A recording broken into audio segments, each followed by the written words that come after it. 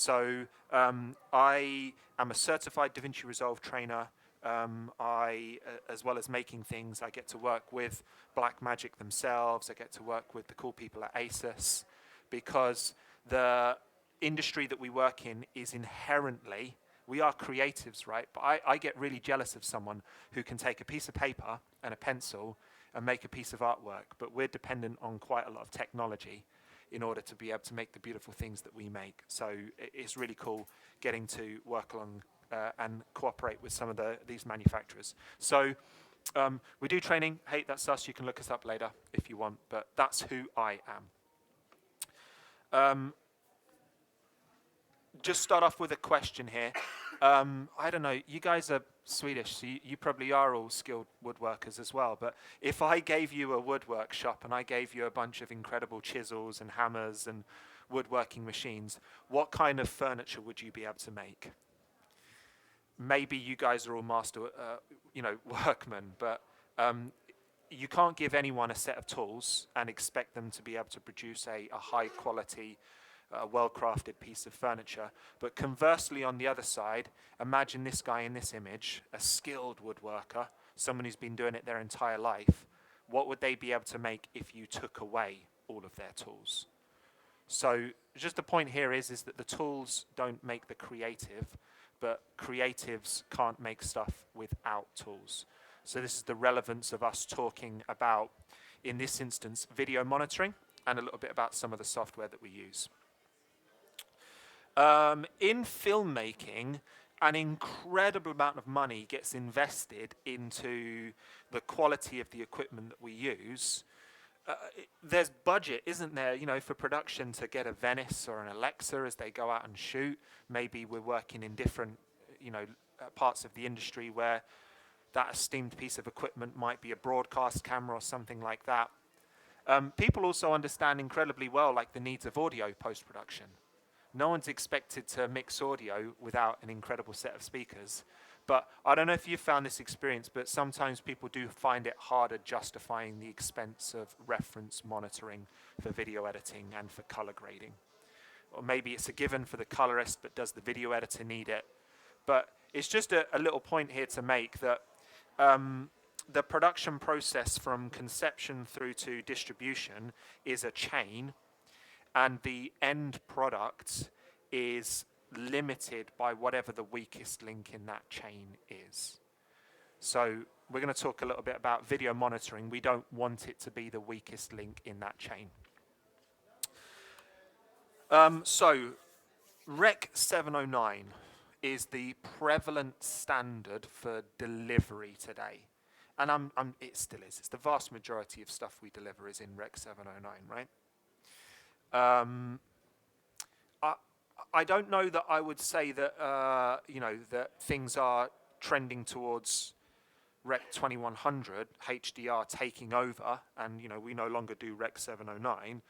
I feel like we're probably heading to a point where actually there's a mixture of both, and the two are probably going to coexist.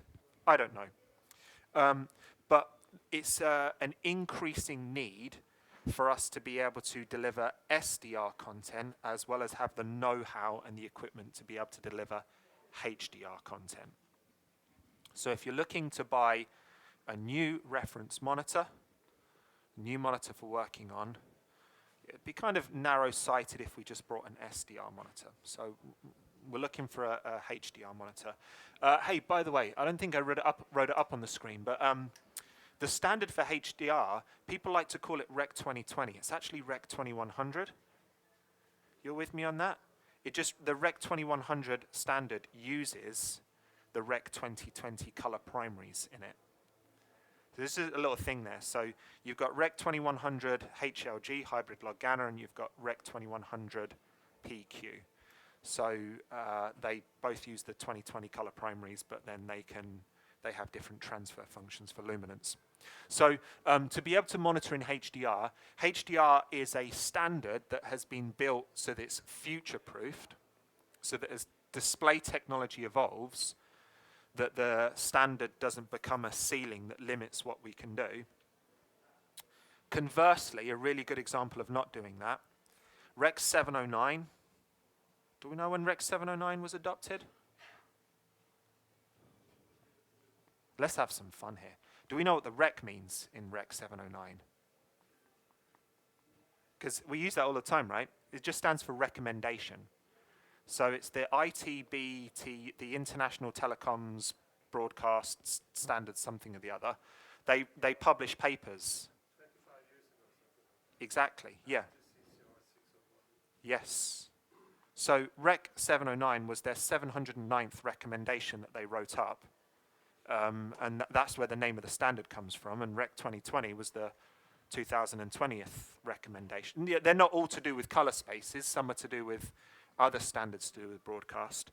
So about 25 years ago, and it was a standard that is very much an artifact of the time that it was developed in. So back then we watched TV on CRT televisions, and there was a limit to the colors that they could display. There was a limit to the luminance values that they could display. So why would you build a standard that could handle more than what current display technology could handle? You'd just be wasting bandwidth when you transmit, when you put stuff on the internet in files. So they're trying to avoid that mistake. So the new standards that we have for HDR, they've built in headroom. They've said, what if in 10 years' time we have monitors that can get this bright and that bright? But the entry level for HDR is a monitor that can display 1,000 nits.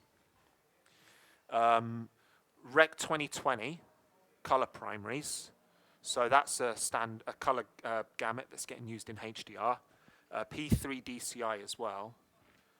Quiz question: do we have monitors that can display Rec 2020? No. We can't get anywhere near Rec 2020 presently, but we can do P3. So that one's easy for us to do.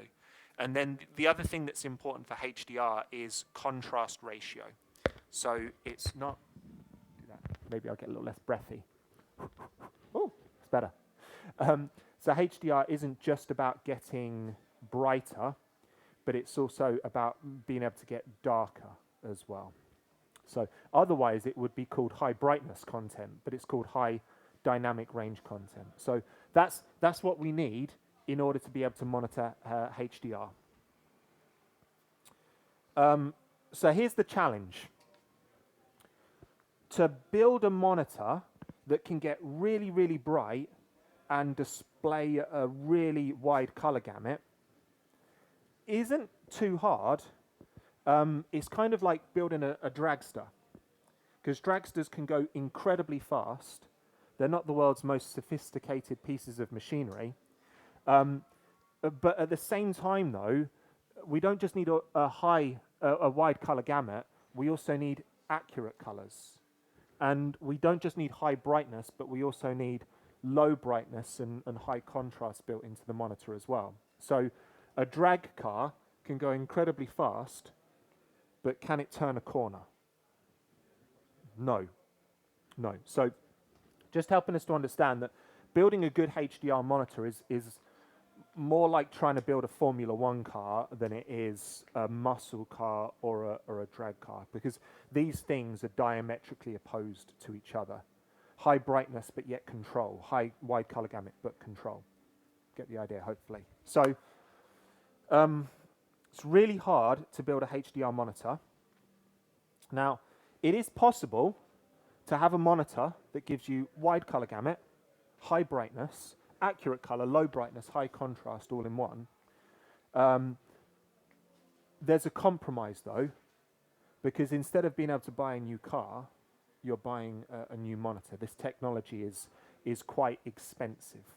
But that's what a high-end production house would have in there. That's the amount of money that they would spend on a single monitor. And these monitors as well, they're kind of like a car. The more miles that you put on them, the less money you get for them when you go to sell them on, because obviously you've used up the usable life of that monitor. For the last year, I have been able to play around with these two Asus monitors here. So the PA32 UCXR, which isn't here, but the one that I'm most excited about, the PA32 UCDM, which is the silver one sitting behind you there. So I'm just going to briefly talk about some of the technologies that are used in HDR displays, just to give us an overview of what's going on. So this is an LCD panel, this one is. And the big problem with HDR content on LCD panels is that LCD panels have backlights behind them, and even when you turn off all the pixels, you still get light bleeding through, which affects the monitor's ability to give you those deep blacks. It affects the monitor's ability to give you contrast, right? Because you can run those LEDs behind that panel as hot as you want. There's some fun channels on YouTube where DIYers take monitors apart and put like a xenon lamp behind an LCD display and have it as bright as you want. But the contrast is the issue. So one of the ways that they try and mitigate that is using, I don't think I read it anywhere here, but a mini LED LCD, but they'll use zones behind the LCD screen that they can turn off. So the great thing is that if I've got a bright object on the left-hand side of the screen, or right-hand side, let me flip that around for you, and I've got dark objects on the left, well, I can turn all of the LEDs over here off and just power up the LEDs over there. And in certain images, that looks absolutely fantastic. We'll look at some examples of just where that kind of technology struggles, because it can produce blooming. So if there's a hard edge, if there's hard contrast in the image, well, it doesn't have enough dimming zones to be able to separate that part of the screen that should be bright, that part of the screen that should be black. But this monitor here, it has incredible color. This one's got one of their super cool little automatic calibration devices that comes up. It's got incredible brightness. It can do 16,000 nits peak, 1,000 nits full screen. So it can do 6,000, if there's a small portion of the screen, it can push it as far as 16,000. But it will overload the monitor thermally if it runs the whole panel at 16,000 nits, so 1,000 nits. But what's good as well there is there's headroom, so it can definitely do 1,000 nits. But the challenge that you have with technology like this is average contrast. Apple Studio displays, they use local dimming zones. New MacBook screens use local dimming zones. So broadly, this isn't unique to Asus, but panels that use that kind of technology will suffer those kinds of problems. This, on the other hand, over here, this is QD OLED. Do you know what the QD means?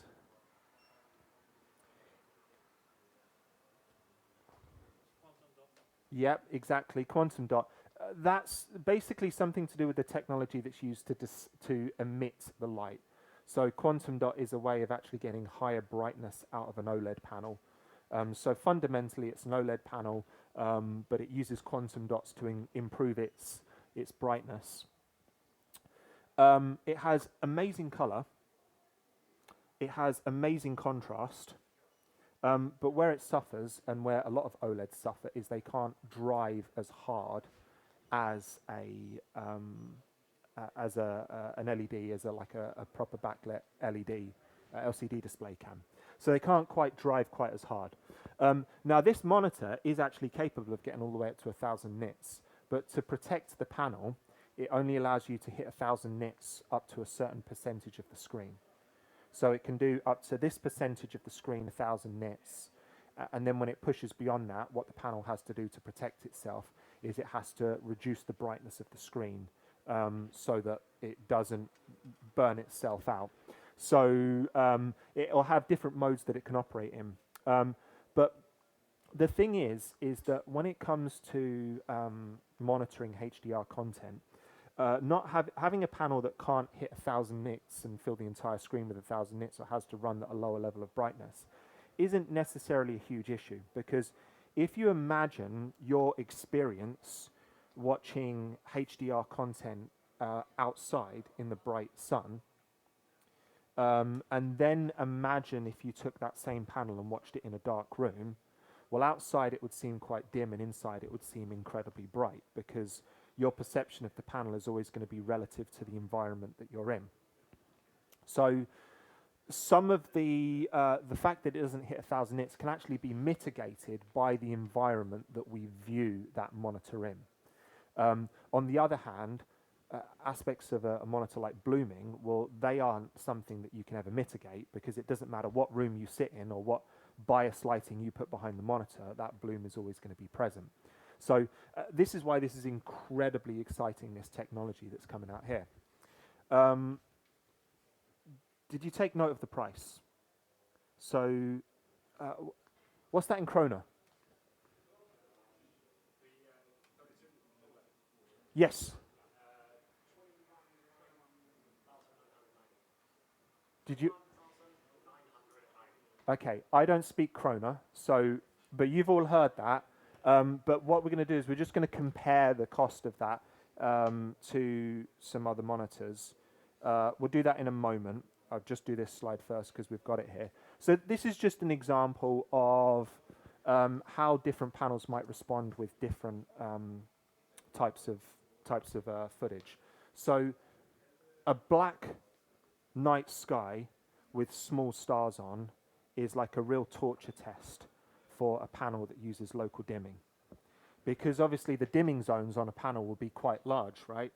So it doesn't have small enough dimming zones to be able to drive an individual pixel that's a star at full brightness, but then also be able to retain the milky blacks of the sky.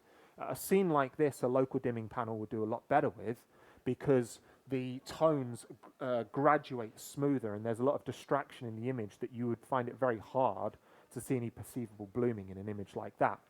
And obviously that local dimming panel would be able to give me those snow-capped peaks at 1,000 nits, regardless of how big a portion of the image that occupied. Now, on the other hand, an OLED panel will absolutely excel with this, because each pixel in an OLED panel is responsible for producing its own light. It's kind of similar, if we want a technological analogy, if we go back to plasma displays. So plasma displays, audiophiles and cinephiles used to love this. Oh, I have a plasma display, because each pixel in a plasma display was its own light source. So an OLED panel would have absolutely no problem with that, because it can turn off adjacent, the pixel right next to the star. But of course, this image would still look great in an OLED panel as well, just with the caveat that it wouldn't be driven to the same luminance values that a different display technology would be able to drive it to. Now, this, I think, is particularly fascinating. So, kind of like in the world of cameras, who makes all of the sensors? Sony, yeah. And not all of them, but Sony is a huge, so Panasonic, they buy their sensors from Sony, and whoever else, so it's a similar thing in the panel industry, that there's, I think, maybe 4 or 5 big panel manufacturers in the world, and most of the panels that you see in displays are built by a different manufacturer, but they're integrated by companies like Asus into the panels that we have. And there's a big impact that the manufacturer who's building the display, not the panel, they have a big impact on what the monitor is capable of and how stably it produces colors and whether it has the connectivity that you need. So these 3 monitors up here all have the same panel inside of them. Same panel inside of them. And you can see there's actually quite a broad range of price there. So this for me is absolutely mind-blowing. And this is a Flanders monitor. This is a small HD monitor. I just want to say, I'm not trying to take anything away from those monitors. I would never smack talk a particular piece of technology. And there are, additional things that they have in them. This is ruggedized for use on set, and so is this. And it will have the ability to take 4 different SDI inputs and, quad view them on this. So it will have a lot of stuff built in that actually is tailored towards being on set. But when you're color grading at home, in your office, those features aren't as critical or important to what you're doing. So the takeaway from this is that if this is considered as a reliable reference grade monitor, that's not based on the knobs and the dials that are on the front. That's not what they test when they're like, is this a good color grading monitor? Like, oh yeah, the click. Did you? So that tells us an awful lot about the potential that this has. And what is particularly exciting is you could be a solo creator and you don't have extraordinary budgets. Well, now this technology is accessible to you. Or you could be a production house that has 10 editors that they need to equip. And think how much better that price scales than this price scales. So broadly, the capability that you can bring to your team with technology like that. So I'm just going to talk briefly about setting things up in DaVinci Resolve, and then we're going to jump into DaVinci Resolve in a moment. What do we edit on in the room? Resolve? You can say Premiere if you want. That's fine. You didn't have to. Yeah, let's have hands for Premiere. Okay, hands for Resolve. Yeah, hands for Avid. Oh, the big boys. Okay, anyone Final Cut here? Yeah, you do a bit of everything. I like this guy. Yep, depends what the client wants. And any Baselight users? No. So like, no, yeah, little bit. Okay, yeah, so that's cool. So I'm going to be demonstrating DaVinci Resolve. I have done a lot of editing in Premiere and After Effects, and I've done Final Cut as well. I've not worked in Avid. I've never been in a part of the industry that calls for that. So I like to think of myself as being fairly NLE agnostic. Hey, it's what you create. It's not what you create with. But we'll talk a little bit about Resolve. I'm not here to convert you. But basically, to have accurate colors on your monitor, well, you need to have a monitor that is calibrated and that can keep that calibration and is accurate. So a cool thing about the PA32 UCDM, that model number's etched in my head, I just like saying it, is that it can take internal calibrations. So you can use either stuff like Calman or stuff like that, or Asus's own free utility. And what's cool about that is that you can use it with relatively inexpensive Pux Spider and X-Rite. So it works with both, yeah? Does it hold several calibrations at the same time? Amber, several calibrations? Does it hold several calibrations at the same time? At the same time? It can have an SDR and an HDR.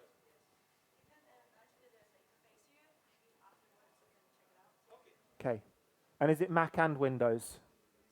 Okay, very good. Linux? I'm joking. Don't worry. Yeah, okay, so it can hold calibrations internally, which is significant because now that means that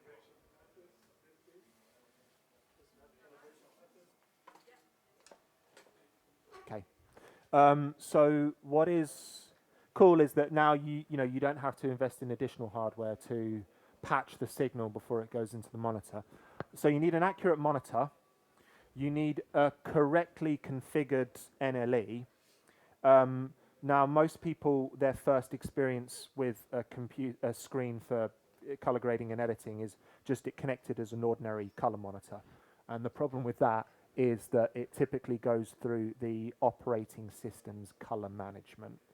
And magical stuff happens in there that we don't always know what is happening. So it has the potential, I won't say it always does, because, you know, like people, they like, I'll be a better photographer when I get my new camera, and I'll be a better colorist when I get my, like, generally it's not your equipment that's holding you back. So on the one hand, I do advocate for that, but if we're talking about color criticality, this can be a problem. On a Mac computer, you have color sync, which is what everything goes through.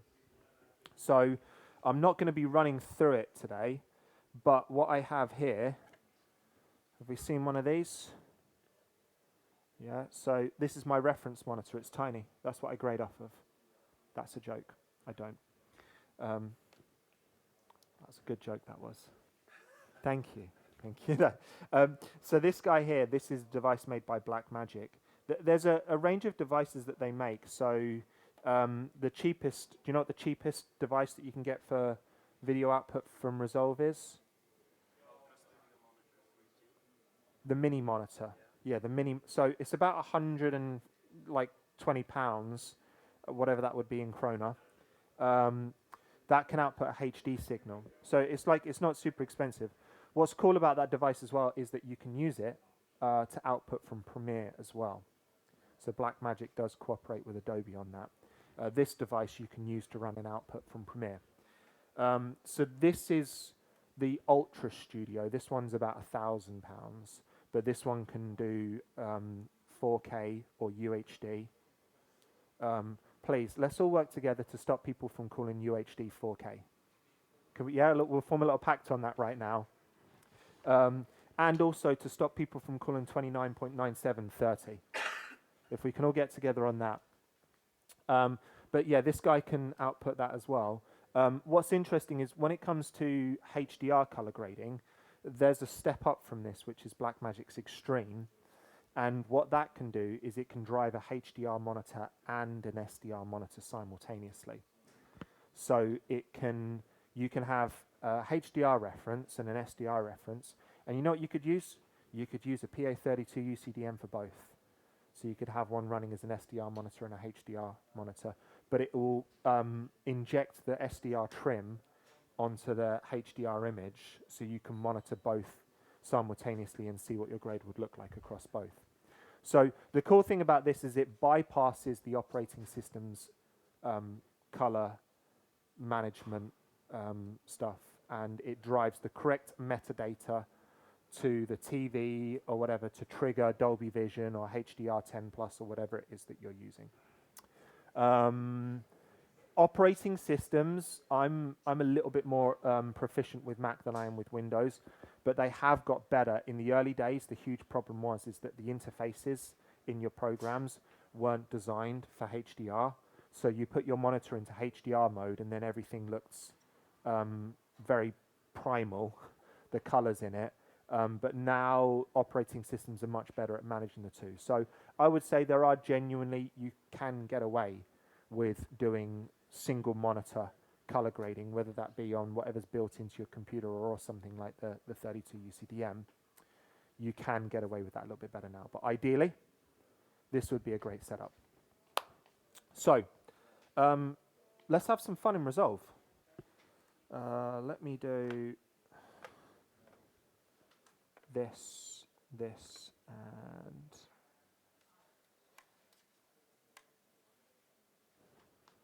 check me out. Oh, cool, I did it. Right. So, colorists in the... let's have colorists again. Colorists a long time. Yeah. We got one. You're the most senior colorist in the room. Come on up. There you go. No, you can... no, I'm joking. So, have we been working with HDR content? No? Yeah? Little bits, maybe? Okay. So, the first thing that we need to do, this is really any color grading, whether it's standard dynamic range or high dynamic range, is we need to color manage our footage, because I would presume most of the footage, maybe in like a pure broadcast environment, we shoot Rec 709 and we distribute Rec 709. But outside of that, most people are using different color spaces for capture than they are for delivery. So we get footage coming in that is, in this instance, we'd call it log footage, right? Do you know one of my biggest pet peeves of when you watch colorists on Instagram and they do that, look at my cool color grade that I applied, and they start with the image in log, and then they swipe it to Rec 709. But like they're kind of trying to take credit for that process of putting the image into Rec 709. But that's a technical process that we typically just use the program that we're working on to manage for us. So something that's nice that's come to Adobe recently is Adobe have got some sort of pseudo color management going on that you can apply to clips in the media pool now. But it's only just come out of beta, or maybe it is still in beta. But with this, do we know why we shoot log? Yeah. So Rec 709 is a standard that's designed for about 7 stops of dynamic range. A misconception that people have about log is that it is a flat image that is easier to grade. Log is not flat. Log has all of the contrast that you would see in a Rec 709 image. They think it's flat because they're used to seeing log footage displayed on a Rec 709 monitor. If you had a monitor that was designed to work with log footage, the footage would look just like Rec 709, within reason, give or take. In maybe the first way that people learn of color managing is that they will use a LUT. So in Resolve, I can pop a LUT on. I'll just pop this RE-log C LUT there. They use a LUT to convert it. LUTs aren't really a tool that are designed for proper color management. LUTs are designed for using on monitors on sets. They're small files. They're designed. They're quite a compromised way of converting images, because a lookup table, it just has all of the different color values that you'd find in an image, and it says when you find a dark red pixel, make it more saturated, make green this, so just for transferring colors in an image. But in an 8-bit image, you have 16 million different colors. A LUT file does not have 16 million lines in it. It will have in the order of hundreds or thousands of lines in it. So what they're doing is they are not sampling every single color transformation. They are periodically sampling what that color transformation would look like. And when you find a value that's in between two values on the LUT, what it does is it just interpolates what it thinks that transform might be. So there could be detail of the color transformation being lost in there. This is a tangent. We'll just do this tangent very quickly. You can see that in my project settings under color management, that with 3D lookup tables, there are 2 different ways that you can interpolate values that it doesn't find in the LUT table. So there's trilinear and tetrahedral, which will change subtly the result that you get out of a LUT. Anyway, so LUTs is the old way of doing it, but it's what you Premiere users are stuck with. Sorry, that was mean. But what DaVinci Resolve has built into it is something called color management. So I'm going to come up here in the project settings, color science, and I'm going to change it from DaVinci YRGB to DaVinci YRGB color managed. And you should see that actually all of this footage, let me just turn it off and show you again, just to make the point here, that you can see that this footage is not being color managed presently. You can see it's still in its log form. That when I go into color managed, it is now managed that into the color space that I'm working in. It has been able to do that with these clips because you can see the codecs that these clips are recorded with here. These codecs, or most of these codecs, have metadata in that the Resolve has been able to use to identify what color space that footage was shot in. The exceptions to that are the clips in here that are ProRes. Well, I'll tell you why it's not an exception, because they have been normalized as well. It's because I've been in this project before. But these clips that have been transcoded into ProRes, where are you? Let's find you. There's one. In the media pool, I can right-click and go to input color space, and those clips can have their color space manually configured using this menu in the media pool. Let's just find another one here. So input color space. So the reason that they are being properly normalized is because I've already opened up this project and put that information in. So that's cool. I now have media properly being color managed into the color space that I'm delivering in. Let's go back into project settings, because we're going to talk about setting things up for HDR. So I can use the kind of inbuilt presets here. So I can go HDR PQ. If I go turn off automatic color management and go down to custom, this just lets us see and understand a little bit more what's happening in the background. Um, there's three main things. There's input color space, there's timeline color space, and output color space.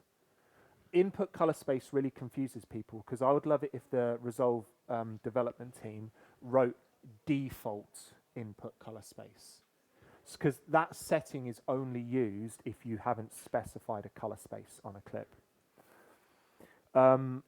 Output color space, that's fairly self-explanatory, right? The color space that we're delivering in. Timeline color space is the color space that we convert things into when we're working in the timeline. Now, you might say, well, why don't we just set Rec 2100 ST2084 as our timeline color space? That's perfectly acceptable, but the reason that we tend to use intermediate color spaces, so I'm going to switch it from Rec 2020. There's two intermediate color spaces that are typically used. So you might work in ACEs, or you might work in DaVinci Wide Gamut Intermediate. The idea is that they are super, super large color spaces. They're absolutely, Rec 709 is tiny inside of the DaVinci Wide Gamut Intermediate color space. In 20 years, once display technology's marched on, we might want to go back and remaster content in that new color space. The idea is that if you always do your work in an intermediate color space, it makes it incredibly easy to say, oh, I'm going to deliver Rec 709. Oh, I'm going to deliver Rec 2100, Rec 2020, or what have you. And your timeline color space has never been a bottleneck or a limiting factor in what you're producing. So, give or take, I've not gone through everything there, but just those three main settings, those are things that would broadly influence what we're doing. So I can hit save on that. Now, we're going to mess around and we're going to do some... Where do you put timeline luminance? You put that according to the display that you're using, or are you putting it according to... Because now it's capped, it's 1000 nits, which means that you... Is that for monitoring, or is it for... If you go back... Yeah. It's kind of like... You're talking about here, yeah. Why can you change that? Because broadly it should match. Did you say SDR is 200? Ooh, yeah. So SDR is 100. So Rec 709 is it goes up to. But this is the timeline working with this. So it's not the monitoring, because that's a different story. This is, so why do you put that on 1000? Because that is not future proof. I suppose you should put it on 10,000. But is it a cap on the signal? Yes. Does it maybe it tells when you're converting the signal, it rounds it down to 1000. Either it caps Yeah. it or it rounds it down. Maybe you can choose that, like push it down. But it's kind of weird because you have color space and you have gamma. But you're mastering at a certain level. You choose like HDR 1000 or. Yeah, but why do you put that on the intermediate? That's what I was wondering. This is timeline luminance. Yeah. It's not monitoring or export. It's just on the, because it should be as big as possible. So it's a good question. It's a good question. So ultimately, at the end of the day, anything that you deliver out of this is going to be in your output color space. So if you did say, for example, I want to go make an archival master of this and I want to make it in DaVinci Wide Gamut, you'd have to come in here and reconfigure your... yeah? On this topic, could we test to set it on 1000 and then on 10,000 look at the scopes to see if it does that? Yeah, and I think you're right that it caps it at 1000. The important thing is to be able to grade... It makes no sense if it's an intermediate to cap it. Yeah? It makes sense to Yeah. cap it for export. It makes sense to cap it for monitoring, but it makes no sense to cap it for intermediate. What I would... Go on. I don't think it's capped. It doesn't show you. It's just like the signal is still there, like when you pull it down in SDR. No, It's still I there. put it on 1000 when I do. Okay. It's a good question. What I'd have to do is I would go read in the manual because I want to understand what the development team means when they say timeline working luminance. Because there are some phrasing within DaVinci Resolve that are there because it's what they wrote originally, and it's a little bit confusing the way that's, like I said, with input color space. But the thing remains that you cannot master content that goes up to 10,000 nits if you can't see the content that goes up to 10,000 nits. So even if you are clipping and capping to what you're doing,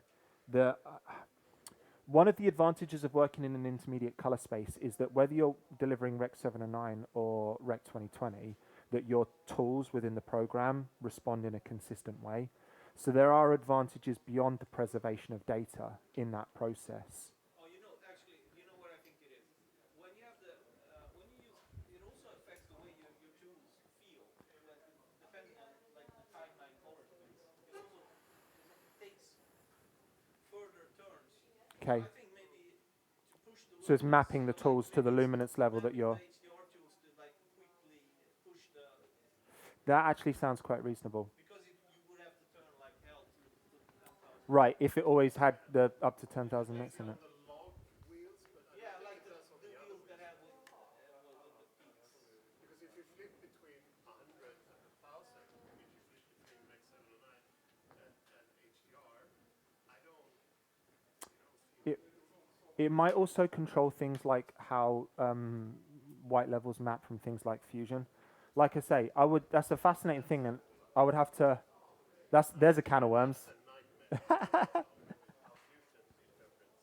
Go on. What would be the main argument to do the color management via project settings versus doing it in the notes? So another really popular way of doing color management is using CSTs. Um, I it is so this is different colorists have different preferences, and I have an awful lot of respect for that. And I think it depends on the audience that you're speaking to.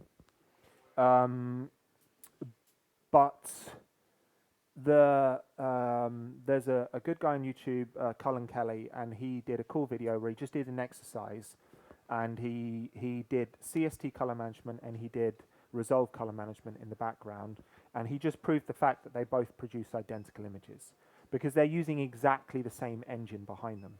Yeah, but you can't flip between SDR and HDR if you're doing. I mean, the whole idea with using color manage is that you can kind of like jump between SDR and HDR without. So you can sort of do that because with a node-based CST management system, because in Resolve you can do shared nodes. So you can set up a shared node for your final transform back, and then you've got one place that you can switch that. Go on. He had a great point. That's actually I would say, since I grade so much, Yeah, I hate the one. What's it called? The color management. color management. Because that's the only reason. If you have multiple, you're delivering HDR because then you switch. You either do the HDR first or the SDR, and then you switch, and then you do a pass. Like Yeah.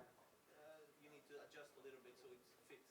But So you unless saying you you do prefer that, CSTs? it's so when you don't want it, when you have mixed cameras, when you have like drones, you have different cameras, you have maybe cameras that are not identified, Yeah.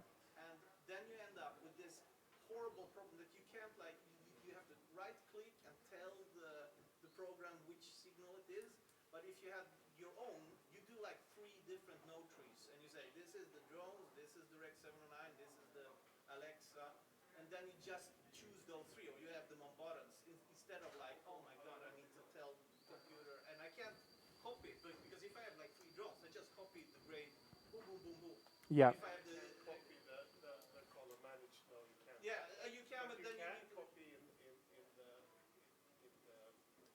the list. You can go in and you can just choose all the drones and then. yeah, I know, but it's change still the this. color space. It's not just boom, boom, boom. You're just working. It depends Yeah. on how you work. If you're like this, that's also that's a fun. I'm not gonna take up those. Yeah. If you're a colorist, it's really up how you are. Some like Yeah. sort everything, then you can do this one. But if you're like me, you want to work it through it, then it's Yeah. horrible sometimes. The th- so like I think the thing I'd say on that is that you can technically do the same thing with both. For me personally, I'm a big fan of Resolve color management because what it does is it takes that technical process out of my node tree that I'm using for the creativity on the image. And most modern footage, there won't be a new camera that is currently being manufactured that doesn't put that metadata into the footage so that Resolve automatically picks that up when you're in Resolve color management. FX9, FX6, FX3, they're all, C400, C80, C70, DJI's drones are all putting that metadata into the shots, so it's being properly color managed. Now, the thing is, the cool thing about CSTs is that they give you more control, but what you can always do is if there is a shot that you want to color manage yourself manually using CSTs, you can right-click and you can go to bypass color management or just bypass input color management, and then you can go to town with your CSTs. At the end of the day, for me, I find, and I totally respect other people's thoughts on this, that CSTs add more work to that process than just using Resolve color management that's been built in. CSTs are there for a reason. They're absolutely incredible. And I have a lot of respect for colorists who use it as their regular workflow. But when I'm teaching new colorists, that's the method that I would put before them. As a colorist, time is money. And in the color page, that if you wanted to change the color of that little piece of gaff tape up there, I could build a qualification for that. But a qualification is click, adjust, click, click, click, click, click, click, click. Instead, I would use hue versus hue. And I only escalate to the more complex tool when it has exceeded the capabilities of the simple tool. So start with the simplest tool, work your way up. And a CST is an incredible tool, but for me, it's that next level. It's that upper Yeah, but the CST escalation. makes it like it used to be. I've actually found Color management. working as a teacher, I've actually found the opposite. Using the color management makes it more complicated for them to understand what's happening. Using a node-based color management with CST, so Yeah, lets everybody understand what's happening and lets them really. I get that. And we won't spend too much time on this topic because there's other cool things that we can discuss. I guess the cool thing about CSTs is that it visualizes the process in the timeline. But just an example of the complexity of teaching CSTs is a lot of the tools in Resolve are color space aware. So they will be aware of the color space that they're working in, not by merit of what you've done with your CSTs, but by merit of what option is configured here, timeline color space. So you're now fragmenting the process of color managing footage between nodes in the timeline, and then you still need to teach them about that color management page within Resolve's project settings. But this is a topic of great passion I can see for colorists. Depends on the project. Yeah. If you do commercials, you have one style. If you do TV shows, you have a lot of clips. It depends on what you do, I would say. But here's the critical thing at the end of the day, that whether you use that process or this process, it has nil impact on the quality of the image that you are producing. It is all at this point just different. I like to take the A10 to get there, or you like to take but we still all end up together in Birmingham. So that's that. I love this. Good conversation, everyone. It was awesome. We have mapped everything. Let's just see if this works for a moment. So I'm just going to yank this HDMI cable out here, and if I pop it into my doobry here, we should get a signal. We should, unless I'm, there you go, unless I'm sending an image to it that's not, which obviously I'm not. So it is able to see that. But this is what you can do with your PA32 UCDM. Hey, they're so cheap, you can buy 2 of them, and you can have one as your UI monitor, and you can have a second one as your dedicated grade. And then if you're particularly got cash to burn, you could get a third one and buy an extreme ultra deck, and now you've got your SDR monitoring thing there as well. But that is being driven directly from DaVinci Resolve. I don't think this is being properly color managed because I hadn't plugged this into the projector before, so I'm not sure what I'm sending to the projector, and I'm not sure what the projector is capable of. But you get the idea. Right, let me plug this back into here. Hey, let's just Q&A this at the moment. What do you want to see in Resolve? I'm thinking about the calibration, Mm-hmm. the monitor, Yeah. the luma levels, limited and full range Yeah. capabilities. So, with the monitor, when you're running in SDR, you're obviously not going to have any problems. So, you know, if you used to do true SDR, you'd limit the monitor to 100 nits. You can obviously go brighter than that in SDR. When you're doing HDR, so you'd probably, you can send a Rec 2020 signal to the monitor. You can send a P3 signal to the monitor. What you might do if you're sending a Rec 2020 signal to the monitor is come into color management and limit your output gamut to P3. And then otherwise the risk is that if you send a 2020 signal to it, that you are doing something to your image that you cannot see on a P3 display, but in 5 years' time, when that Rec 2020 monitor comes out and someone watches it and goes, whoa, that red is strong, you might have graded something into your image. So that's something that you could do. When you're using the monitor, you've got a couple of options. So you can run it in full brightness, and then what happens is you get ABL, so automatic brightness limiting, when the APL, so there's two very similar acronyms there, ABL, APL, so automatic brightness limiting, average picture level. So APL is a way of describing the overall brightness of the content that you're sending to the monitor.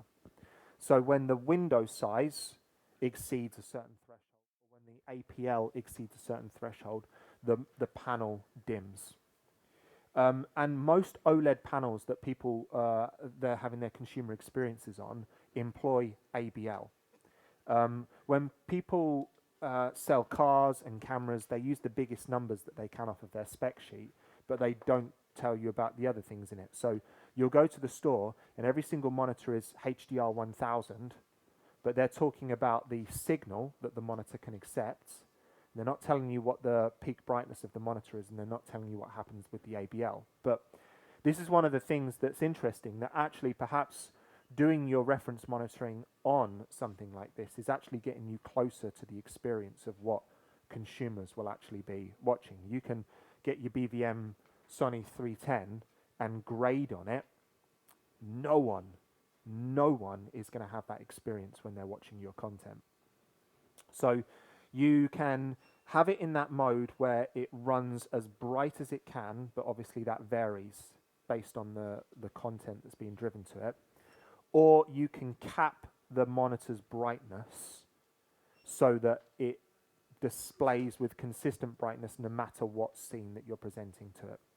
And there might be scenarios when you want it one way, there might be scenarios when you want it another way. And of course there's in-betweens as well, where it will try and drive it. You can create only the high parts or the low parts. You can lift the image, or you can lower the image, and then you can check. Because the problem here is that these monitors are still not 1000 nits. They are 1000 nits in a special situation. And the problem when you're grading is that you often pause. Yeah. If you pause on a really bright image, it will lower. So it's kind of like a bit of a difficult. Good question. Nikki, does additional ABL kick in on the monitor with a persistent image? Because I don't think it does.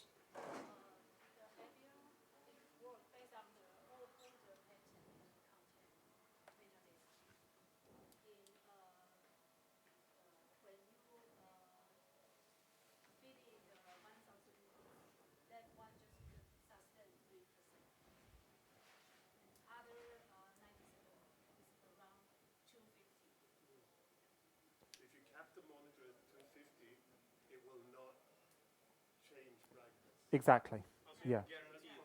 Yeah. In SDR, you can have a guaranteed. It will never ABL. So no ABL in SDR, and you can have no ABL in HDR, but when the monitor's brightness is capped.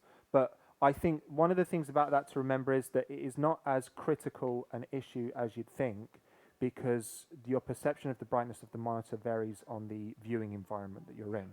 If you pause, because that's the problem. I mean, on a moving image, it will be fine. It will be similar to what people are seeing. Yeah, But when you're grading, often you just pause, yeah. and then you have this problem with that. That doesn't happen over time.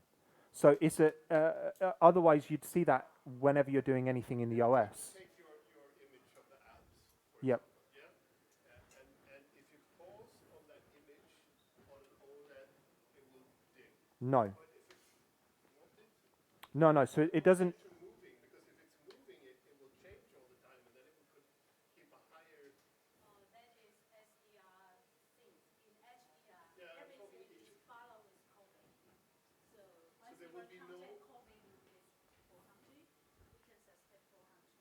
Yeah, if you use HDR 1000 all the time, Mhm. so will there be Full no? screen. Yeah. So will there be no difference between pausing and moving? I think for the 1000, it's not possible to hold image Exactly. 1000. So each one pixel present with metadata. But it can hold for a short moment. Yeah. So if it's running, you can feel the HDR, but if it's pausing, it will still be kind of capped at I 250. think unless 1000 portion is larger than 300, that would be Exactly. lower down that 1000 portion only. But other pixels still represent very accurate, follow with coding. Because the other way of doing it is like this, where you actually grade the higher lid portion and the lower lid portion separately or chip. Yeah. Because the problem with HDR is that also with these monitors, they're not color accurate at the top and at the bottom. They're more color accurate in the middle of the. Right. So the higher the brightness goes, the less color accuracy is. So But I think this is an RGB OLED. So actually, I don't think that's the same. The white OLED does that, but this does not do that actually. so So this is This is an RGB OLED. okay. That's better. one of the references that I think you guys will find helpful is there's a gentleman called Vincent. What's Vincent's surname? Tio. Vincent Tio. So he does a lot of monitor testing, and he's one of the very few people that owns a BVM 310 just for kicks. So he has done a bunch of tests that I think it would be super relevant for you guys to see on the accuracy of the panel. And I know. LG panel, right? No, it's a Samsung. Oh, it's a Samsung panel. I thought it was a 32. Ah, there we go. Yeah. So he's done some very interesting tests on the panel that reveal its quality. I think with this topic of how the ABL affects your HDR grading experience, I think one of the really important things to remember is that with the panel's brightness capped, so obviously you can run it at full brightness that it's possible, and then you'll get as close to that HDR 1000 nit experience as you can, obviously scene dependent. But when you cap the brightness as well, you'll have consistency as you move from one shot to the other. And I always say consistency is more important than accuracy, and I say that with a whole bunch of things. So when it comes to color grading, you can have yellow skin tones throughout a movie, as long as they're consistently yellow. That's the Matrix.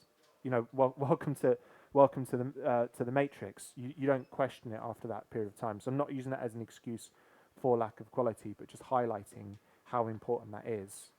Going back to the monitor, this is the thing that we were trying to highlight earlier, that in the world of HDR color grading, there is no such thing as a perfect monitor.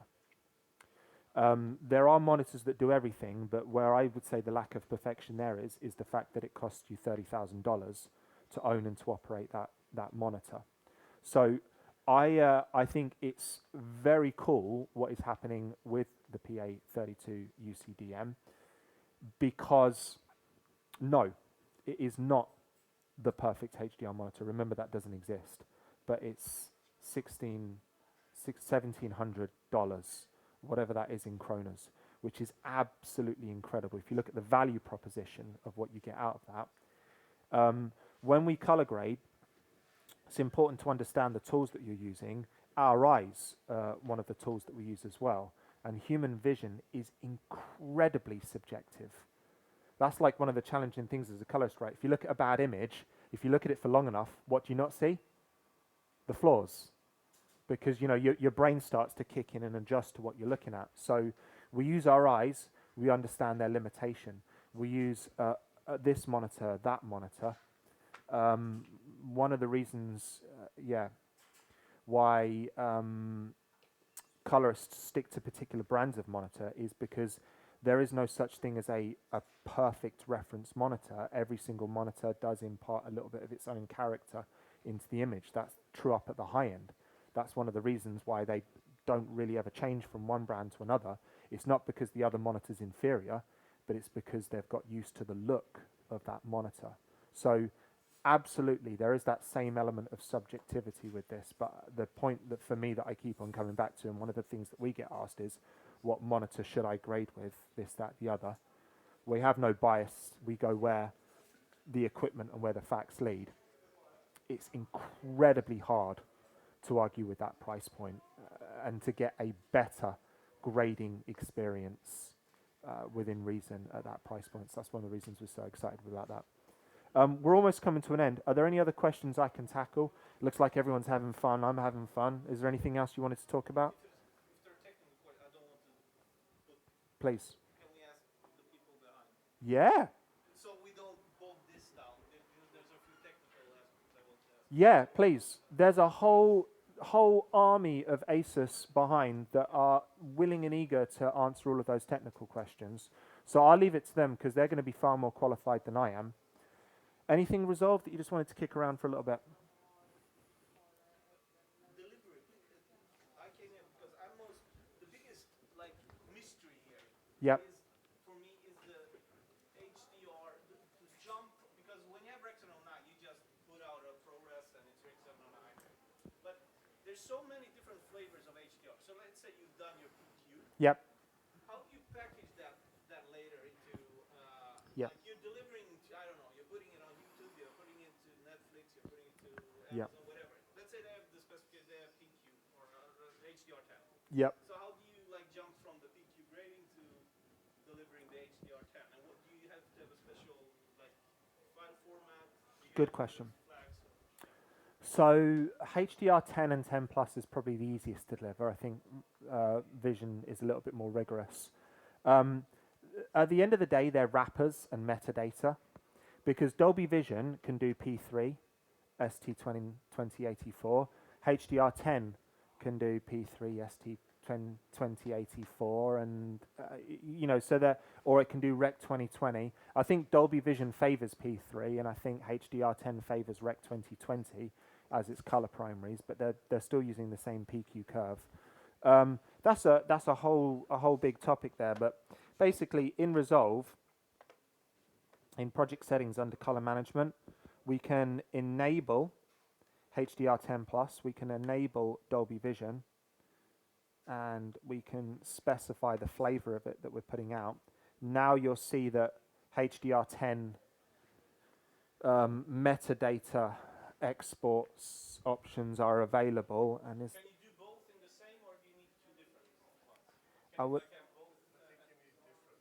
yeah, it would be different, and because I don't do a lot of Dolby Vision, so the HDR10, like I said, is easier. There are, with Dolby Vision, that might require licensing, but basically because Dolby Vision can dynamically adjust where dynamic range is going in a scene from scene to scene. So there's a whole other level of burden that's on you when you do Dolby Vision, because you need to analyze your piece, and so it basically it can make more efficient use, and it can have a wider dynamic range because of Yeah, but I mean, for all Netflix and everything that you were talking about, it's all HDR10 PQ is the way that luminance is encoded. So, what, as in broadcast television? I mean, broadcast television can be hybrid log gamma or it can be PQ. There's no, it doesn't have to be one or the other. But do you get somebody asking for, what are people asking for? It's a good question. So I would say with delivery, like a neat little bow just to tie on that, is that generally the person who you're delivering to should be able to tell you exactly how they want it delivered. So the wrapper, the standard that it's being delivered to, any, it needs to conform to this or that or the other, maximum light levels, maximum fall levels, all of that stuff. That's like another hour of conversation. But hey, the fun doesn't have to end. I've ran my time here. That was fun.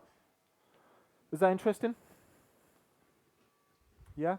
Any last final Resolve questions? Yeah, like if you have a project set up for an HDR grade within project settings, how does that affect the scopes?